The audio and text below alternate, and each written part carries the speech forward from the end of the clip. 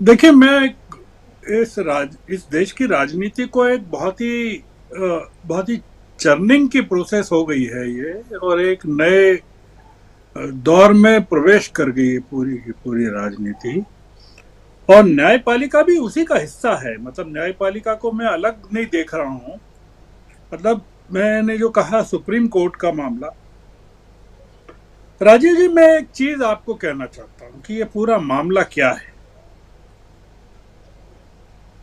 देखिए, 399, लगभग 400 साल ईसा पूर्व सुकरात को केवल एक दिन की ट्रायल के बाद, अगर आप गूगल करके पढ़ें सुकरात के बारे में, और ये हमारे रविकांत जी तो पॉलिटिकल एनालिस्ट हैं, पढ़ाते हैं पॉलिटिक्स, क्या आरोप था उनके ऊपर। आप देखिए कि उन पर क्या आरोप था। उनके ऊपर आरोप था कि आप देश के लोगों को सवाल पूछने के लिए प्रेरित करते हैं, उत्साहित करते हैं, प्रोत्साहित करते हैं। सुकरात पर यह आरोप था कि आप, और एक दिन चली उसकी पूरी की पूरी बहस, उनको आप सिखा रहे हैं कि धर्म क्या है, और उनको मौत की सजा दे दी गई। राहुल गांधी के मामले को आप ऐसे देखिए कि ये आदमी क्या मांग कर रहा है। देश में सवाल पूछने की आजादी का मुद्दा उठाया है इसने। ये मोदी का मामला नहीं है, सरनेम का मामला नहीं है। सुप्रीम कोर्ट को फैसला ये नहीं करना है कि कोई पुणेश मोदी है और कोई नरेंद्र मोदी है और कोई कहीं का मोदी है। सुप्रीम कोर्ट को फैसला ये करना है कि इस देश में सवाल पूछने की और सवाल करने की आजादी होगी कि नहीं होगी। आपने एक साल बाद क्या होगा उसका पूछा, राजीव जी। उसका जवाब यह है कि अगर सुप्रीम कोर्ट अगर राहुल गांधी के खिलाफ फैसला देती है और राहुल गांधी के पक्ष में फैसला देती है, तो इस पर दो चीजें कायम हैं। या तो लोग सवाल पूछना बंद कर देंगे,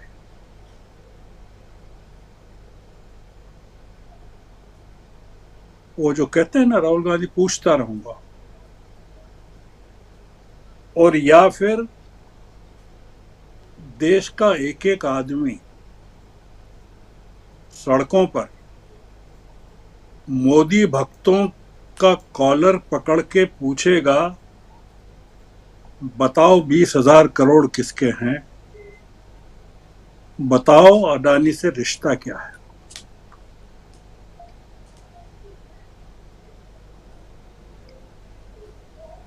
ये बड़ा गंभीर मामला है। ये गुजरात की अदालतों ने इस देश पर इतना बड़ा उपकार किया है, आप इसको ऐसे देखिए।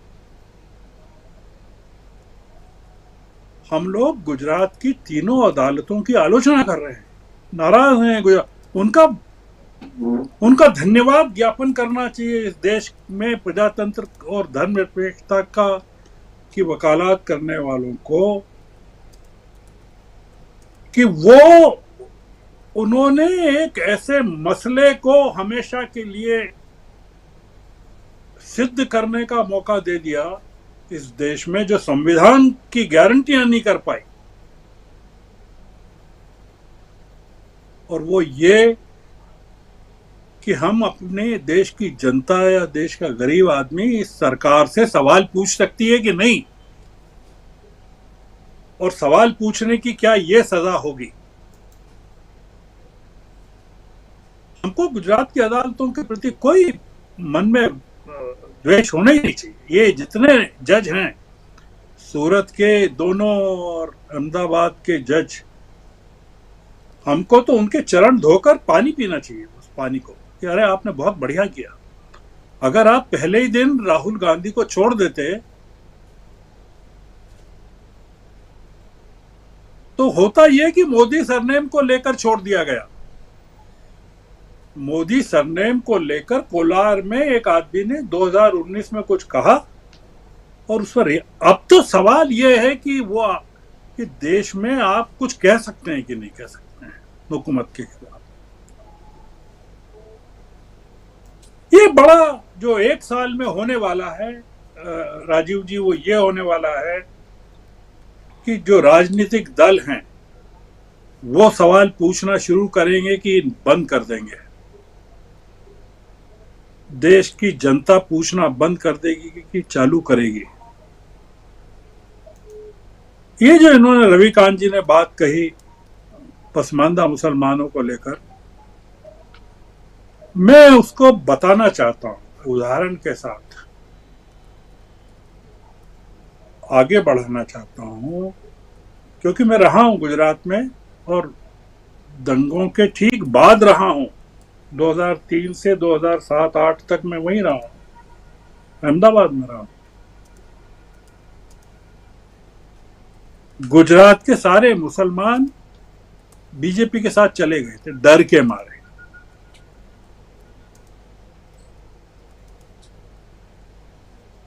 ये एक जो अमेरिकी शब्दों में कहें तो जो बुश की तकनीक थी सत्ता में बने रहने की, जी, कि तुम अगर मुझे नहीं जिताओगे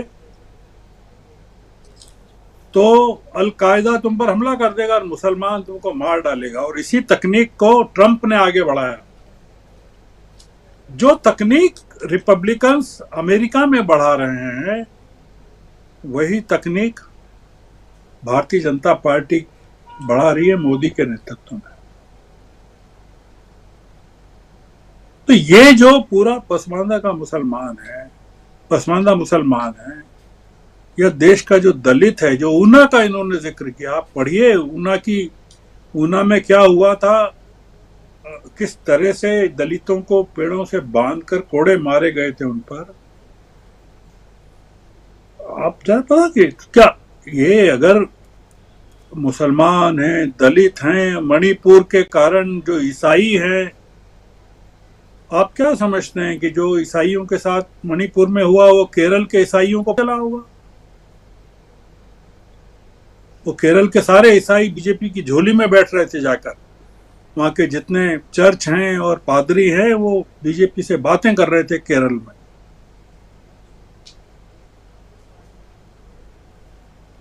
ये जो चल रहा है ये पूरी राजनीति को मथ रहा है।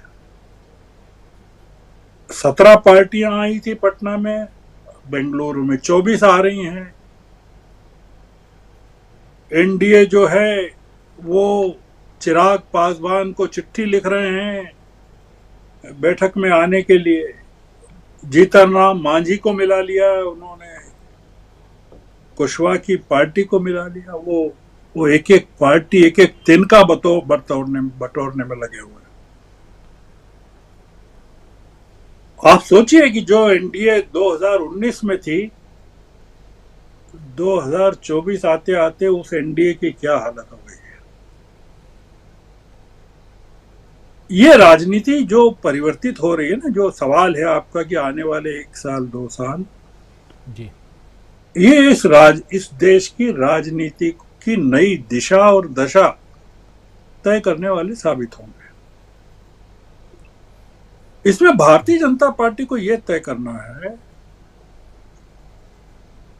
कि भारतीय जनता पार्टी जो इतनी बड़ी पार्टी है और इतने उसके कई चीजें उसकी बहुत अच्छी हैं,